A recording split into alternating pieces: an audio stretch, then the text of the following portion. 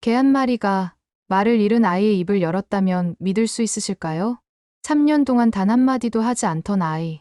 그 아이가 하얀 진돗개와 단 한 달을 함께한 뒤 처음으로 내뱉은 단어는 엄마였습니다.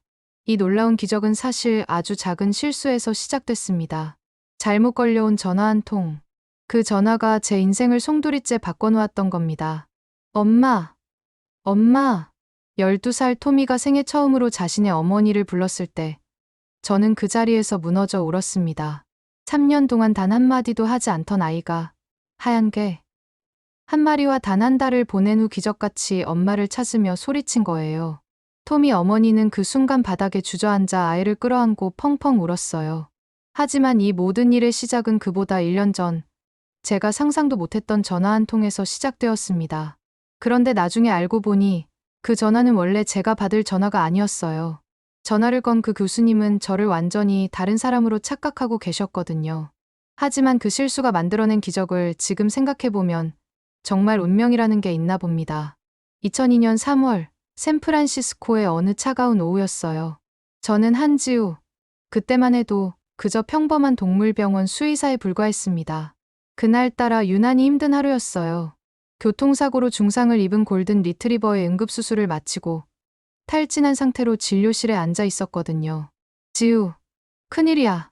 간호사 제니퍼가 숨을 헐떡이며 뛰어들어왔어요.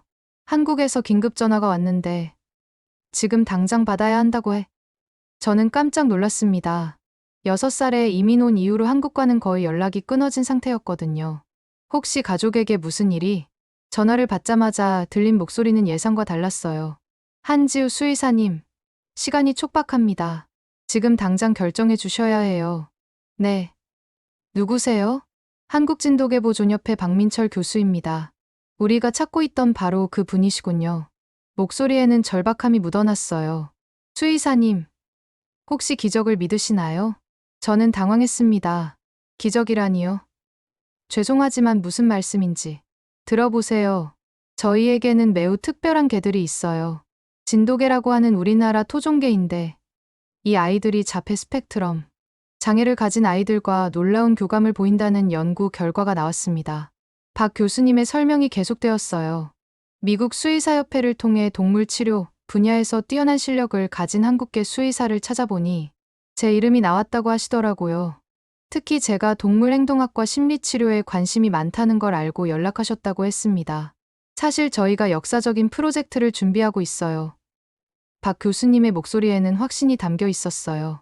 자폐 아동들을 위한 심리치료 견 프로그램을 미국에서 최초로 시작하려고 하는데 저희 한국의 진돗개를 활용하고 싶습니다. 캘리포니아주 샌프란시스코가 첫 번째 시범 지역으로 선정되었고요. 제가 물었어요. 진돗개요? 죄송하지만 잘 모르겠는데. 당연히 모르실 거예요. 진돗개는 우리나라의 천연기념물 53호예요. 충성심과 용기의 상징으로 불리는 개인데 사람과의 유대감이 뛰어나거든요. 특히 아이들과 잘 어울리고 주인에 대한 헌신이 강해서 치료견으로서 큰 잠재력을 보이고 있어요. 박 교수님은 계속 설명하셨습니다. 진돗개가 일제강점기 때 많은 시련을 겪었지만 꿋꿋이 살아남아 한국을 대표하는 견종이 되었다고 했어요. 그런데 놀랍게도 한국에서 진행한 예비 연구에서 진돗개들이 자폐 아동들과 특별한 반응을 보였다는 거예요. 이번 주 금요일 특별히 선발한 진돗개 2마리를 샌프란시스코로 보낼 예정입니다. 지우 수의사님께서 이 아이들과 함께 자폐아 심리치료 프로그램을 진행해 주셨으면 해요. 이것은 단순한 동물 치료가 아니라 한국과 미국을 잇는 문화적 가교 역할도 할 거예요. 저는 잠시 말문이 막혔습니다. 이런 제안을 받을 거라고는 전혀 예상하지 못했거든요. 하지만 동시에 마음 한구석에서 무언가가 뛰기 시작했어요. 어린 시절부터 동물과 아이들을 치료하는 것이 제 꿈이었는데 이런 기회가 오다니요. 교수님, 정말 효과가 있을까요? 자폐 아동들에게 말이에요. 지우 수의사님, 저는 30년간 이 분야를 연구해왔어요. 이번 프로젝트에 제 모든 것을 걸었습니다. 믿어보시겠어요? 저는 심장이 빨리 뛰는 걸 느꼈어요. 뭔가 운명적인 느낌이 들었거든요. 네, 하겠습니다. 전화를 끊고 나서 저는 한동안 멍하니 앉아 있었어요. 한국의 토종개와 함께 새로운 치료법을 개발한다는 것, 그리고 다시 한국과 연결될 수 있다는 것이 신기했습니다. 그때 저는 몰랐어요. 사흘 후 공항에서 만날 그 진돗개들이 제 인생을 완전히 바꿔놓을 거라는 것을. 그리고 그들이 정말로 기적을 만들어낼 거라는 것을 말이에요. 금요일 오후 5시, 샌프란시스코 국제공항은 평소보다 더 분주했습니다. 저는 국제선 도착 게이트 앞에서 초조하게 기다리고 있었어요. 손에는 박민철 교수님이 보내주신 사진을 꽉 쥐고 말이죠. 사실 그 사흘 동안 잠을 제대로 못 잤어요. 진돗개라는 개에 대해 인터넷으로 찾아본 자료들을 읽어보니 정말 흥미로웠거든요. 한국의 천연기념물이라는 것, 충성심이 뛰어나다는 것, 그리고 용맹하면서도 주인에게 헌신적이라는 내용들이었어요. 과연 이 개들이 정말 자폐 아동들에게 도움이 될까 하는 기대와 의심이 교차했습니다. 제니퍼가 옆에서 말했어요. 지우, 너무 긴장하지 마. 개들도 장거리 비행으로 지쳐 있을 텐데 내가 불안하면 그 기운을 느낄 거야. 맞는 말이었어요. 저는 깊게 숨을 들이쉬고 마음을 가라앉혔습니다. 드디어 승객들이 나오기 시작했어요. 하지만 개들은 보이지 않았어요. 거의 모든 승객이 나온 후에야 공항 직원 2명이 큰 이동용 케이지 2개를 끌고 나왔습니다. 그런데 그 순간 정말 놀란 일이 일어났어요. 케이지 안에서 들리는 소리가 보통 개들과는 달랐거든요. 짖는 소리가 아니라 마치 낮고 깊은 울음소리 같은 묘한 소리였어요. 공항 직원이 말했습니다. 이상해요. 이 개들이 비행기에서 내린 후로 계속 이런 소리를 내고 있어요. 불안해하는 것 같은데. 저는 급히 케이지에 다가갔어요. 그리고 그 안을 들여다본 순간 말문이 막혔습니다. 사진으로 본 것과는 차원이 다른 광경이었어요. 첫 번째 케이지 안의 개는 순백색의 아름다운 털을 가지고 있었는데 귀가 쫑긋 서 있고 꼬리가 등 위로 말려 올라가 있었어요. 진짜 진돗개의 전형적인 모습이었죠. 두 번째 케이지의 개는 황색 털을 가지고 있었는데 첫 번째 개와 비슷한 크기였어요. 두 마리 모두 날카롭고 지적인 눈빛을 가지고 있었어요. 마치 주변 상황을 모두 파악하고 있는 것 같은 느낌이었습니다. 제가 케이지에 손을 가까이 대자 놀라운 일이 일어났어요. 두 개 모두 동시에 그 묘한 울음소리를 멈추고 조용해진 거예요. 그리고는 마치 제 냄새를 맡는 것처럼 코를 킁킁거리기 시작했어요. 한국에서 함께 온 수행원이 다가왔습니다. 안녕하세요. 한지우 수의사님이시죠? 저는 한국진돗개보 존협회에서 온 이정민 연구원입니다. 이 아이들이 백호와 금강이에요. 백호는 흰색 털의 수컷, 금강은 황색 털의 암컷이라고 했어요. 둘 다 생후 20개월 정도 되었고 특별히 심리치료 겸 훈련을 받은 아이들이라고 하더라고요. 이 연구원이 설명해 주었어요. 이 아이들은 비행기 타기 전까지는 아주 차분했어요. 그런데 미국 땅에 발을 디딘 순간부터 계속 저런 소리를 냈어요. 마치 뭔가를 경계하는 것 같은. 아, 그런데 수의사님이 나타나자 완전히 달라지네요. 신기해요. 저는 케이지 문을 열어도 되는지 물어봤어요. 이 연구원이 고개를 끄덕였습니다. 백호의 케이지를 먼저 열었어요. 그 순간 백호가 천천히 나왔는데 제가 상상했던 것보다 훨씬 더 당당하고 품위 있는 모습이었어요. 어깨 높이가 거의 50cm 정도 되어 보였고 움직임 하나하나가 우아하면서도 힘이 있었어요. 백호는 저에게 다가와 잠시 제 앞에 앉더니 마치 저를 평가하는 듯한 시선으로 바라봤어요. 그리고는 고개를 살짝 기울이며 제 손냄새를 맡았습니다. 그 순간 정말 이상한 기분이 들었어요. 마치 이 개가 저를 인정해주는 것 같은 느낌이었거든요. 금강도 마찬가지였어요. 케이지에서 나오자마자 저를 향해 왔지만 백호보다는 조심스럽게 접근했어요. 하지만 두 개 모두 전혀 경계하지 않았어요. 오히려 저를 신뢰하는 것 같았습니다. 이 연구원이 말했어요. 정말 놀랍네요. 이 아이들이 한국에서도 처음 보는 사람에게는 쉽게 마음을 열지 않는데 특히 백호는 정말 까다로운 성격인데 수의사님을 바로 받아들이는군요. 공항에서 나오는 길에 저는 생각했어요. 이 아이들이 정말로 자폐 아동들에게 도움이 될까? 그들만의 특별한 능력이 정말 있는 걸까? 하지만 백호와 금강을 보면서 한 가지는 확실히 느꼈어요. 이 아이들은 보통 개들과는 뭔가 다르다는 것. 그리고 앞으로 일어날 일들이 제가 예상하는 것보다 훨씬 더 특별할 거라는 예감이 들었습니다. 차에 태우고 병원으로 향하는 길. 백호와 금강은 창밖을 조용히 바라보고 있었어요. 마치 새로운 땅에서 자신들의 사명을 준비하고 있는 것처럼 말이에요. 제세장 첫 번째 신호. 백호와 금강이 병원에 온 지 사흘째 되던 월요일 아침이었어요. 저는 아직도 이 아이들을 어떻게 훈련시켜야 할지 막막했습니다. 한국에서 받은 자료들을 아무리 읽어봐도 구체적인 방법은 나와 있지 않았거든요. 두 마리 모두 병원 환경에는 금세 적응했어요. 특히 백호는 제가 진료실에 있을 때면 항상 제 발치에 조용히 앉아 있었습니다. 금강은 좀 더 활동적이어서 병원 곳곳을 탐험하며 돌아다녔고요. 그날 아침 9시쯤이었을 거예요. 저는 레브라도 믹스견의 예방접종을 하고 있었는데 갑자기 백호가 이상한 행동을 보이기 시작했어요. 평소처럼 제 옆에 앉아 있다가 갑자기 일어나더니 진료실 문 쪽으로 가서 낮은 소리로 울기 시작한 거예요. 백호야, 왜 그래? 저는 당황했어요. 사흘 동안 한 번도 이런 행동을 보인 적이 없었거든요. 그런데 더 이상한 일이 일어났어요. 금강까지 갑자기 달려와서 백호 옆에 서더니 똑같이 문을 향해 경계하는 자세를 취하기 시작한 거예요.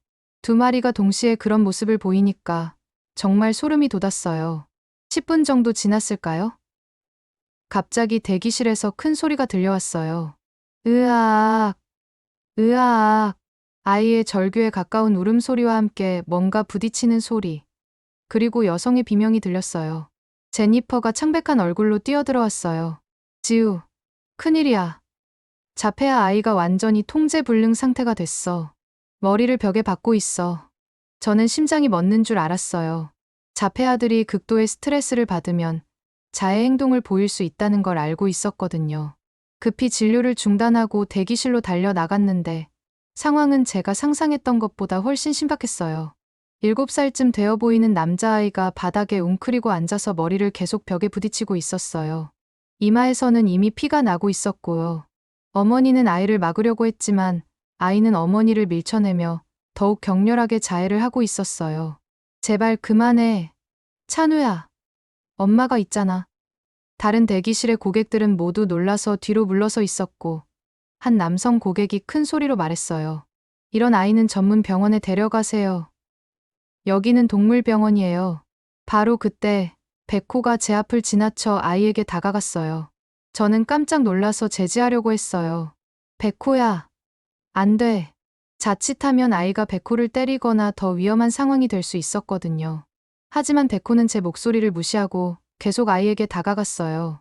걔가 저 아이를 공격하면 어떡해요? 다른 고객이 소리쳤어요. 긴장감이 극도로 고조된 순간이었어요.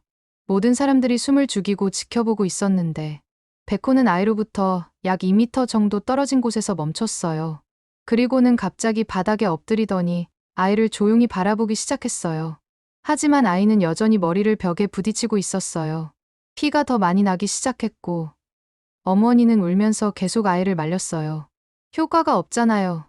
한 고객이 짜증스럽게 말했어요. 빨리 구급차를 불러야 하는 거 아니에요? 저도 그렇게 생각했어요. 백호의 능력을 너무 과신했나 싶어서 휴대폰을 꺼내려는 순간이었어요. 그런데 그때 정말 놀라운 일이 일어났어요. 백호가 갑자기 낮고 부드러운 소리를 내기 시작한 거예요. 걔가 내는 소리라기보다는 마치 사람이 자장가를 흥얼거리는 것 같은 신비한 소리였어요. 후, 후. 모든 사람들이 깜짝 놀라서 백호를 바라봤어요. 걔가 이런 소리를 낼 수 있다는 게 믿어지지 않았거든요. 그리고 기적이 일어났어요. 아이의 움직임이 점점 느려지기 시작한 거예요. 머리를 벽에 부딪히는 간격이 길어졌고 울음소리도 작아졌어요. 백호는 계속 그 신비한 소리를 내면서 조금씩 아이에게 다가갔어요. 아이가 완전히 멈춰 설 때까지 약 5분이 걸렸어요. 마침내 아이가 백호를 바라보기 시작했어요. 그리고는 조심스럽게 손을 뻗어 백호의 머리를 만졌어요. 찬우야. 어머니가 눈물을 흘리며 속삭였어요. 정말 괜찮구나. 대기실이 완전히 조용해졌어요. 아까까지 불평하던 고객들도 모두 입을 다물고 이 광경을 지켜보고 있었어요. 아이가 처음으로 입을 열었어요. 멍멍이. 하얀 멍멍이. 어머니가 바닥에 주저앉으며 울기 시작했어요. 찬우가 말을 했어. 1년 반 만에 처음으로. 저는 온몸에 소름이 돋았어요. 백호가 정말로 불가능한 일을 해낸 거였어요. 그날 저녁 박민철 교수님께 전화드렸을 때 교수님도 놀라셨어요. 벌써 그런 일이. 보통은 몇 주간의 훈련이 필요한데 백호가 정말 특별한 아이군요. 저는 그제야 확신했어요. 이 아이들과 함께라면 정말로 기적을 만들 수 있을 거라고 말이에요. 찬우와의 성공적인 만남 이후 저는 자신감이 넘쳤어요. 드디어 본격적인 치료 겸 훈련 프로그램을 시작할 때가 온 거라고 생각했거든요. 하지만 현실은 제가 상상했던 것보다 훨씬 가혹했습니다. 첫 번째 정식 치료 세션은 화요일 오후 2시에 잡혔어요. 9살 자폐 스펙트럼 장애를 가진 소희라는 여자아이와 그 어머니가 오기로 했었거든요. 저는 백호와 금강을 완벽하게 준비시켰다고 생각했어요. 특별히 마련한 치료실에는 부드러운 매트와 장난감들을 배치했고 조명도 은은하게 조절했습니다. 백호와 금강도 깨끗하게 목욕시키고 털을 빗어줬어요. 하지만 소희가 들어오는 순간부터 모든 게 틀어지기 시작했어요. 소희는 문턱도 넘지 못하고 뒤로 물러섰어요. 그러더니 갑자기 높은 소리로 비명을 지르기 시작했어요. 무서워. 큰 개. 싫어 싫어 싫어. 어머니가 당황하며 말했어요. 죄송해요. 우리 아이가 평소에는 개를 좋아하는데 아무래도 큰 개는 무서워하나 봐요. 저는 급히 백호와 금강을 다른 방으로 데려갔어요. 하지만 소희는 계속 울면서 바닥에 주저앉았어요. 개가 보이지 않는데도 말이에요. 개 냄새가 나요.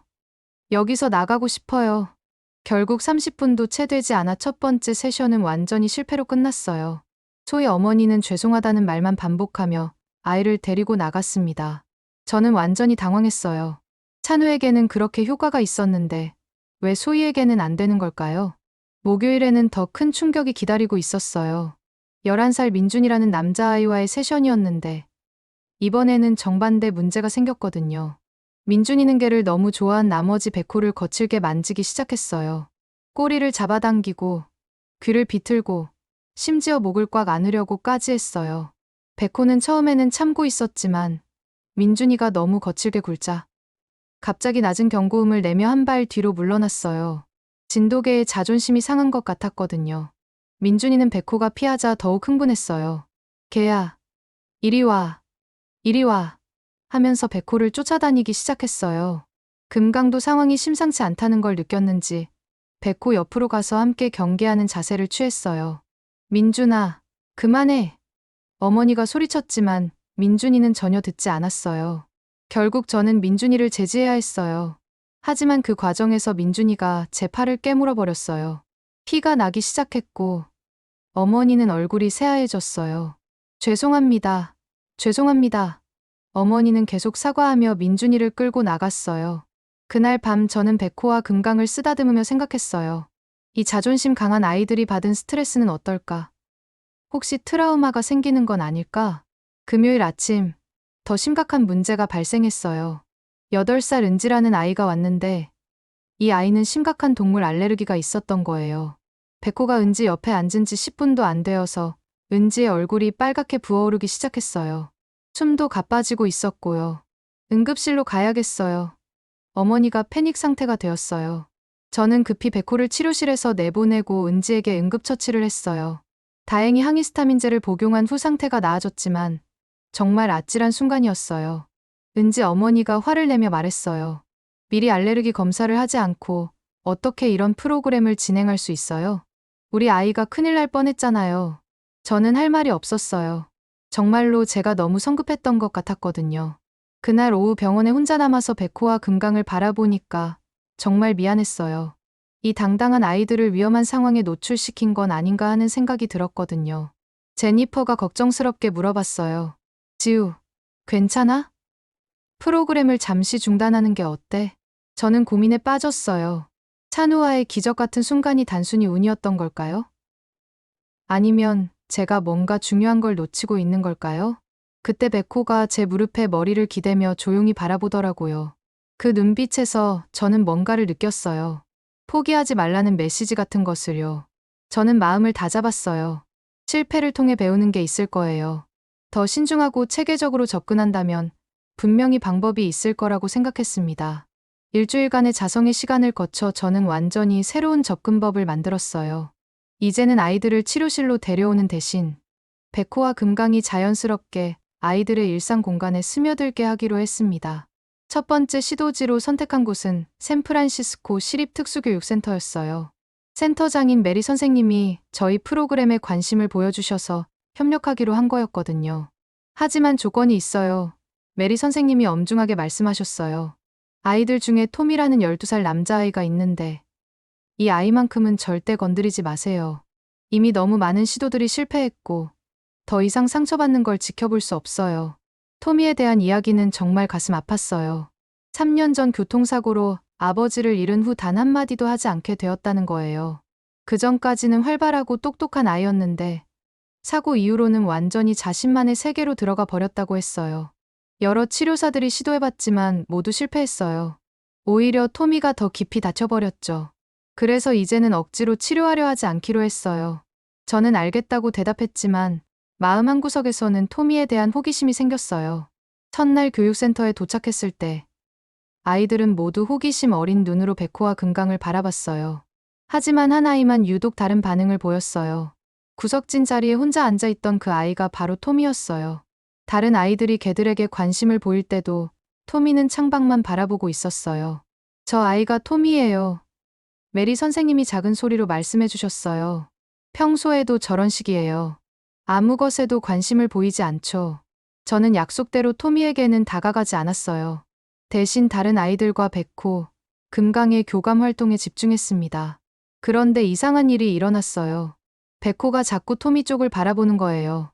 다른 아이들과 놀고 있으면서도 계속 고개를 돌려서 토미를 쳐다봤어요. 20분쯤 지났을까요? 갑자기 토미가 자리에서 일어났어요. 그리고는 천천히 교실 뒤쪽으로 걸어가기 시작했습니다. 그런데 바로 그때 백호가 제게서 떨어져 나가더니 토미를 따라가기 시작한 거예요. 안 돼요. 메리 선생님이 급하게 소리쳤어요. 토미는 건드리면 안 된다고 했잖아요. 저는 백호를 부르려고 했지만 백호는 이미 토미와 같은 공간에 있었어요. 토미는 교실 뒤편의 작은 독서 공간에 앉아 있었고 백호는 그로부터 3m 정도 떨어진 곳에 조용히 앉아 있었어요. 모든 사람들이 긴장한 채로 지켜보고 있었어요. 혹시 토미가 또 다른 트라우마를 받는 건 아닐까 해서 말이에요. 하지만 놀랍게도 토미는 백호를 신경 쓰지 않는 것 같았어요. 여전히 창밖만 바라보고 있었거든요. 10분, 20분, 30분. 백호는 움직이지 않고 토미와 함께 있었어요. 마치 토미의 침묵을 함께 나누고 있는 것 같았습니다. 그러던 중 갑자기 창밖에서 큰 소음이 들렸어요. 공사장에서 나는 드릴 소리였는데 토미가 깜짝 놀라며 귀를 막고 몸을 웅크렸어요. 바로 그때 백호가 움직였어요. 토미에게 조금 더 가까이 다가가더니 토미 앞에 엎드렸어요. 그리고는 일전에 했던 것처럼 그 신비한 소리를 내기 시작했어요. 후, 후. 소음 때문에 고통스러워하던 토미의 표정이 조금씩 변하기 시작했어요. 귀를 막고 있던 손이 천천히 내려왔고 웅크렸던 몸도 점점 펴졌어요. 그리고 마침내 토미가 백호를 바라봤어요. 3년 만에 처음으로 다른 존재에게 시선을 둔 순간이었어요. 메리 선생님이 손으로 입을 막으며 놀란 표정을 지었어요. 세상에, 토미가 뭔가를 보고 있어요. 토미는 한참 동안 백호를 바라보더니 조심스럽게 손을 뻗었어요. 백호의 머리에 닿지는 않았지만 공중에서 쓰다듬는 신용을 했어요. 그 순간 저는 확신했어요. 백호와 토미 사이에는 정말 특별한 뭔가가 있다는 것을. 그리고 이것이 우리가 찾던 진짜 치유의 시작이라는 것을 말이에요. 토미와 백호의 첫 만남 이후 저는 밤잠을 설치게 되었어요. 왜 백호가 유독 토미에게만 그런 반응을 보였을까요? 그리고 그 신비한 소리는 도대체 어떻게 가능한 건지 궁금했습니다. 그날 밤 저는 한국진도계보존협회에서 받은 자료들을 다시 꺼내 읽기 시작했어요. 처음에는 단순히 견종 특성 정도로만 생각했는데 자세히 읽어보니 정말 놀라운 내용들이 있었어요. 특히 한 구절이 제 마음을 사로잡았습니다. 진돗개는 단순히 개가 아니라 주인의 마음을 읽고 상처받은 영혼을 위로하는 치유의 동반자였다. 특히 말을 잃은 자들과 특별한 유대감을 형성했다는 기록이 조선왕조실록에 남아있다. 말을 잃은 자들과의 유대감이라니요. 토미가 바로 그런 아이였어요. 더 놀라운 건 다음 내용이었어요. 진돗개의 울음소리는 다른 개들과 달리 마치 사람이 부르는 애가 같았으며 이 소리를 들으면 슬픈 마음이 위로받는다고 여겨졌다. 백호가 토미에게 들려준 그 부드러운 소리와 정확히 일치했어요. 저는 더 깊이 파고들기로 했어요. 그날 밤 늦게까지 인터넷을 검색하다가 놀라운 기사를 발견했습니다. 한국의 한 대학교에서 진돗개의 행동 패턴을 연구한 결과 이들이 주인의 감정 상태를 정확히 파악하고 그에 맞는 반응을 보인다는 과학적 증거가 나왔다는 거예요. 세상에, 저는 소리를 내며 놀랐어요. 이건 단순한 우연이나 미신이 아니었어요. 과학적으로 입증된 공감 능력이었던 거죠. 다음 날 아침, 저는 박민철 교수님께 긴급히 전화를 드렸어요. 교수님, 왜 저에게 이런 중요한 정보를 미리 말씀해 주지 않으셨어요? 교수님이 웃으시며 답하셨어요. 지우 수의사님, 만약 제가 처음부터 모든 걸 설명했다면 믿으셨을까요? 오히려 의심하거나 부담스러워하지 않으셨을까요? 직접 경험해봐야 진정으로 이해할 수 있는 일들이 있어요. 맞는 말이었어요. 만약 처음부터 이 개들이 신비한 치유 능력이 있다고 들었다면 저는 분명히 의심스러워했을 거예요. 그런데 교수님, 제가 궁금한 게 있어요. 왜 하필 저였을까요? 미국에는 저보다 훨씬 유명하고 실력 있는 수의사들이 많은데 교수님의 목소리가 갑자기 진지해졌어요. 사실 지우 수의사님을 선택한 건 우연이 아니었어요. 저희가 찾던 건 단순히 실력 있는 수의사가 아니라 한국인의 마음을 가진 치유자였거든요. 한국인의 마음이요. 진돗개들은 한국인의 정서와 깊이 연결되어 있어요. 특히 상실의 아픔을 겪은 사람들의 마음을 읽는 능력이 뛰어나죠.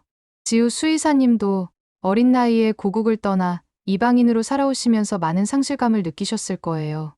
저는 갑자기 목이 메었어요. 교수님의 말이 정확했거든요. 6살에 한국을 떠난 후 저는 늘 뭔가를 잃어버린 기분으로 살아왔어요. 한국어를 잊어가고 한국 문화에서 멀어져 가는 자신을 바라보며 느꼈던 그 공허함을요. 그래서 백호와 금강이 저에게 그렇게 친숙하게 다가온 건가요? 그렇습니다. 이 아이들은 상처받은 영혼을 알아봐요. 지우 수의사님의 마음속 깊은 곳에 있는 그리움과 상실감을 느꼈을 거예요. 그리고 토미에게서도 같은 것을 감지한 거겠죠. 전화를 끊고 나서 저는 한참 동안 생각에 잠겼어요. 토미가 아버지를 잃고 말을 잃었듯이 저도 어떤 의미에서는 고국을 잃고 정체성의 일부를 잃었던 거예요. 그날 오후 토미를 다시 만났을 때 저는 새로운 눈으로 그 아이를 바라봤어요. 그리고 백호가 토미 곁에서 조용히 지켜주는 모습을 보며 깨달았어요. 치유는 단방향이 아니라는 걸 말이에요. 백호가 토미를 치유하는 동시에 이 과정을 지켜보는 저 역시 치유받고 있었던 거예요. 제가 잃어버렸던 한국인으로서의 정체성을, 그리고 뭔가를 치유하고 돌보는 일의 진정한 의미를 되찾고 있었거든요. 그 순간 저는 확신했어요. 이 일이 제게 온 건 우연이 아니라 필연이었다는 걸 말이에요. 토미와 백호가 만난 지 한 달이 지났어요. 그동안 토미는 조금씩 변화를 보였습니다. 여전히 말은 하지 않았지만 백호가 있을 때만큼은 다른 사람들과 눈을 마주치기도 했고 때로는 작은 미소를 짓기도 했어요. 하지만 그날은 달랐어요. 그날은 토미 어머니가 처음으로 교육센터에 오는 날이었거든요. 김영숙 씨는 40대 중반의 여성으로 3년 전 남편을 잃은 후 홀로 토미를 키우고 있었어요. 메리 선생님 말로는 토미만큼이나 깊은 상처를 안고 사는 분이라고 했습니다. 토미 엄마는 정말 힘들어해요. 메리 선생님이 미리 말씀해 주셨어요. 토미가 말을 안 하니까 자신을 탓하고 있거든요. 마치 자기가 토미를 지키지 못한 것처럼 생각하고 계세요. 오후 4시쯤 김영숙 씨가 센터에 도착했어요. 첫인상은 너무나 지쳐 보이는 분이었어요. 다크서클이 짙었고 옷차림도 단정하지만 어딘지 힘이 없어 보였습니다. 안녕하세요. 토미 어머니시죠? 저는 한지우 수의사입니다. 아, 네. 안녕하세요. 목소리도 작고 기운이 없었어요. 토미는 평소처럼 구석자리에 앉아 있었고 백호는 그 옆에서 조용히 지키고 있었어요. 김영숙 씨가 토미를 보는 순간 눈에 눈물이 맺혔어요. 토미야. 하지만 토미는 어머니를 쳐다보지도 않았어요. 김영숙 씨가 조심스럽게 토미에게 다가갔어요. 엄마가 왔어. 토미야. 어떻게 지냈어? 하지만 토미는 여전히 반응이 없었어요. 김영숙 씨의 어깨가 떨리기 시작했습니다. 바로 그때 갑작스러운 일이 일어났어요.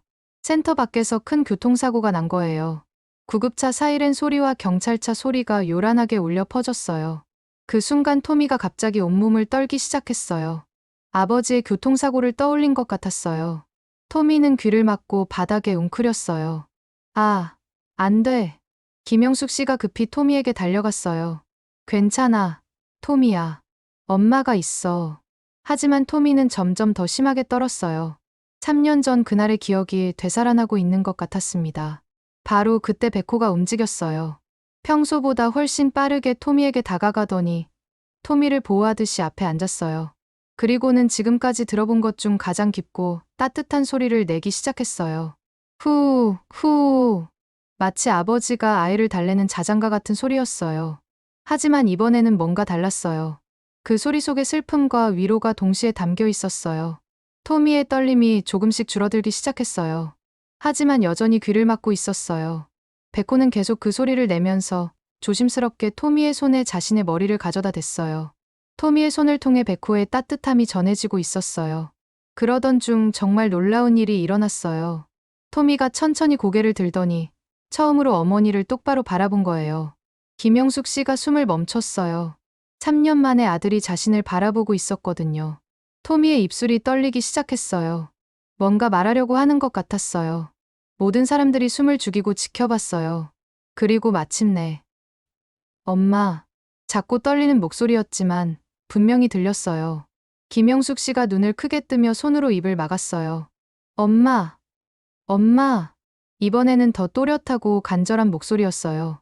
토미가 어머니를 향해 팔을 벌렸어요. 김영숙 씨가 그 자리에서 무너지듯 바닥에 주저앉으며 토미를 끌어안았어요. 토미야, 토미야. 엄마가 여기 있어. 엄마가 여기 있단다. 모자가 끌어안고 우는 모습을 보며 저도 그 자리에서 울음을 터뜨렸어요. 3년 동안 갇혀있던 토미의 마음이 드디어 열린 순간이었거든요. 센터의 모든 사람들이 울고 있었어요. 메리 선생님도, 다른 선생님들도, 심지어 다른 아이들까지도 이 기적적인 순간을 함께 나누고 있었어요.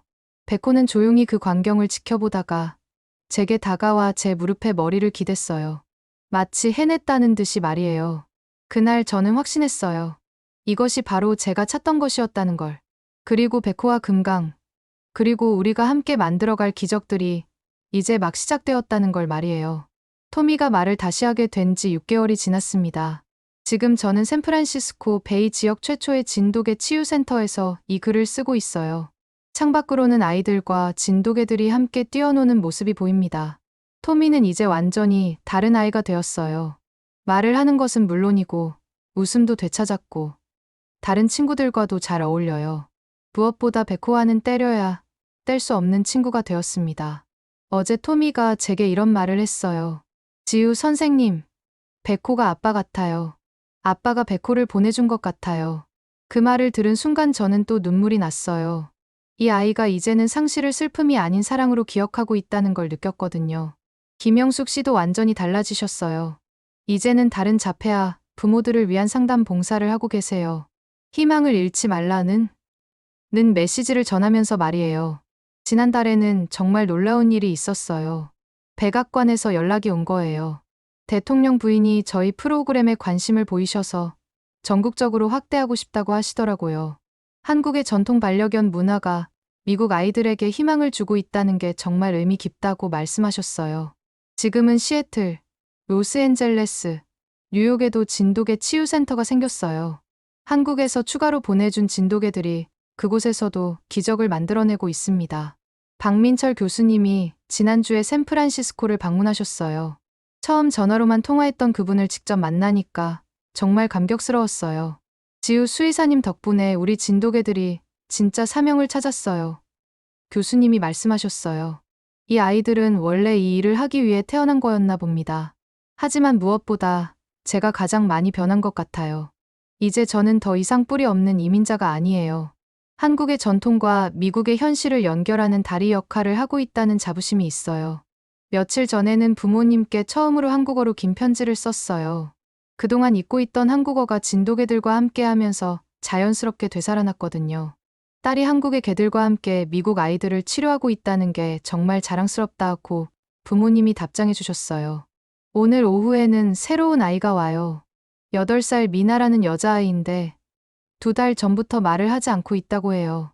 미나의 담당은 금강이 맡기로 했어요. 금강은 베코와는 또 다른 특기가 있어요. 특히 여자아이들과 잘 어울리거든요.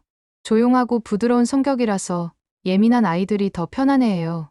지금 이 순간에도 베코는 제 발치에서 조용히 다음 아이를 기다리고 있어요. 이 아이의 눈빛을 보면 알 수 있어요. 자신이 얼마나 소중한 일을 하고 있는지 알고 있다는 걸 말이에요. 가끔 생각해요. 만약 박민철 교수님이 실수로 저에게 전화하지 않았다면 어떻게 되었을까요? 토미는 아직도 말을 하지 못하고 있었을까요? 제가 아직도 제 정체성을 찾지 못하고 헤매고 있었을까요? 하지만 이제는 그런 가정들이 의미 없다는 걸 알아요. 모든 일에는 때가 있고 모든 만남에는 이유가 있다는 걸 배웠거든요. 문 앞에서 발소리가 들려요. 미나와 그 어머니가 도착한 것 같아요. 금강이 벌써 꼬리를 흔들고 있네요. 새로운 기적이 시작되려고 합니다. 저는 한지우, 한국의 진돗개들과 함께 미국 아이들의 마음을 치유하는 수의사입니다. 그리고 이것이 제가 이 세상에 태어난 진짜 이유였다는 걸 이제 확신해요.